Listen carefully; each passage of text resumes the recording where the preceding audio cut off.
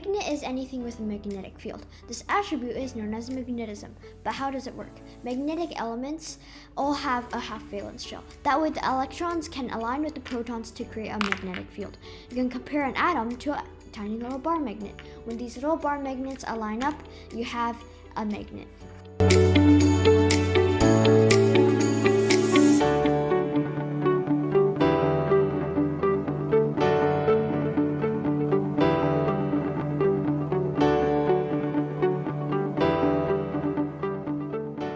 This is a magnet, and what I'm going to do with this bar magnet is I'm going to point it at the compass to see which side is north and south.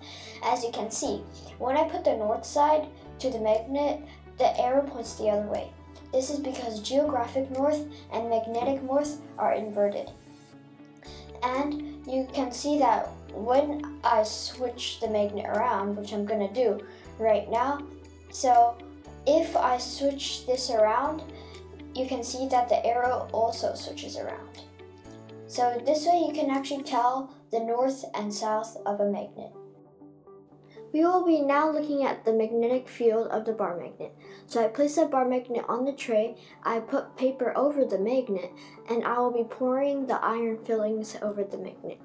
Because iron is an element that can be magnetized, you can actually see it aligning with the magnetic field.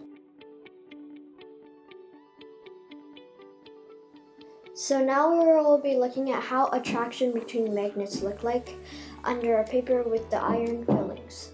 So that is north and that is south, and because opposites attract in magnetism, we're going to be seeing how it looks like. So when I pour the iron fillings over here, it looks like this. You can see there's a very thick line of iron fillings in the middle. That is the part where the north and south are touching. This is why they attract.